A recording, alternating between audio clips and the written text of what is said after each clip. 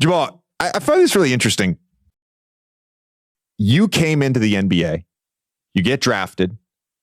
About 4 months later, MJ retires. You play a full season, no MJ in the league. He comes back the following year in March. And then the Bulls dynasty, the last three championships. What was it like to play in the league without Jordan? What was it like to play in the league with Jordan? Obviously, you also did a couple other years where he was in the league and then he came back with Washington. Yeah. So I would say, I think I played against Jordan in 93 as well. I remember that with Kukoc, Pittman. And then my second year, there was no Michael Jordan. And that was that infamous time, I think, when Scottie Pittman was trying to get him back and he held up the shoe or something, come back or whatever. You know, what I recall about that particular instance was that everybody was trying to find the next Michael Jordan. It went from Harold Miner was a candidate. Grant Hill was the face of the NBA. Everybody was searching for it. Who knew that years later that would be LeBron James coming, at the end of the day. But everybody was searching for that next one. Penny Hardaway had it attached to him as well.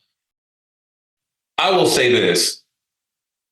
Michael Jordan, to me, I wasn't a huge fan growing up because as a basketball player, there were certain things that I didn't identify with because I couldn't do them. And I wasn't able to jump and have my arm over the rim. That wasn't who I was. So I was kind of, Michael Jordan's great. It's a highlight and all these different things. Phenomenal player. But I really followed Larry, Magic and Akeem Olajuwon because they were more close to me, just like kids follow Steph Curry essentially nowadays because, 6'3", he's identifiable. They can relate. Michael Jordan, I will say, transitioned to NBA the same way that Magic and Bird did on the coattails of them because the media started to get more involved and they were looking for somebody. And Michael Jordan was the obvious case. I mean, he wore a suit. He was phenomenal in the air. He was doing things that people haven't seen before. Well, they have seen before if you were a dedicated NBA person from David Thompson, with Dr. J, all those other people. But from the common fan, I think Michael brought more people in to watch his style of play. And boom, the NBA takes off. And then I think it was 92 that I played against the first Dream Team with myself, Grant Hill, Chris Webber. I think that Dream Team and Michael Jordan being a focal point of that really globalized and mushroomed what the popularity of the NBA is because it now is a global thing and people were responding to it more. Even to the point where years later, I want to say it's probably about 15 years ago, about 15 years ago, I went over to China in Beijing. I was in Beijing, Shanghai, and I had people coming up to me on the street. Hey, you're Jamal Mashburn. I was like, I haven't played and I'm retired. They're like, no, you have to recall that when we got NBA games during that Michael Jordan era, we just didn't follow Michael Jordan. We followed everybody else around Michael Jordan that competed against him and also with him.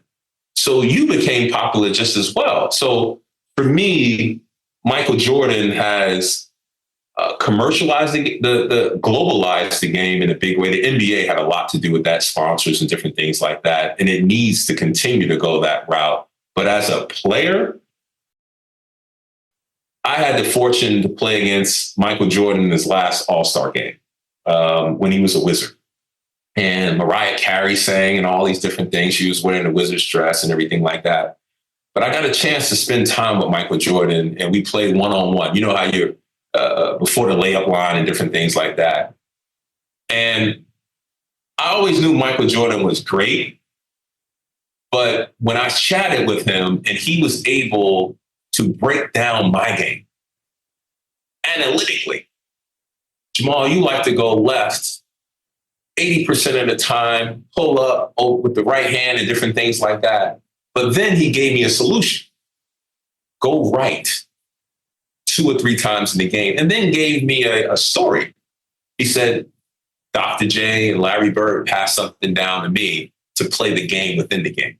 And I said, well, what are you referencing? He was like, well, in the game, sometimes I'm not just going to score, it's how I'm going to score. So, Jamal, if you go right 2 or 3 times in the game and you make a pull-up jump shot or right-hand layup or whatever it is, you're balancing out your game. You're keeping the defense off balance. And this man went through every all-star and chatted about what their strength and weaknesses off the top of his head. And I sat there and I was like, I thought I knew a lot about basketball, but he's on a different level from how he looks at it, scouts it, observes it, implements it. And that, I want to say probably 6 or 7 games after the All-Star break, I implemented that, scored 50 on the Memphis Grizzlies just by turning the other way. And he was like, and when we saw him again playing the Wizards, and I think he had 40 or something, and I had 39. And he was like, damn, I gave you some stuff to think about and you implemented. I was like, yeah, I really appreciate it. But just his insight and knowledge of the game, I see LeBron in that same regard of being able to pass along information and being a student of it, but also being able to communicate it, teach it to others, and just not preach it, if that makes sense. So Michael Jordan to me is always going to be one of my favorites. That's a phenomenal story. And it's so interesting. Couple things there. It's so interesting that you lived through an era where everybody was talking about the next Jordan. And we're in that era right now where it's already like, who's the next face of the league? Steph and LeBron have a lot left in the tank, but certainly the latter few innings of their career. And then the other thing is like, it's so striking to me playing in the NBA for 15 years. The best players are the smartest players. The best players are the savants. The best players are the ones that can manipulate the game using their mind and not just their body. And man, that Jordan story was sick, man. It was sick. I appreciate that.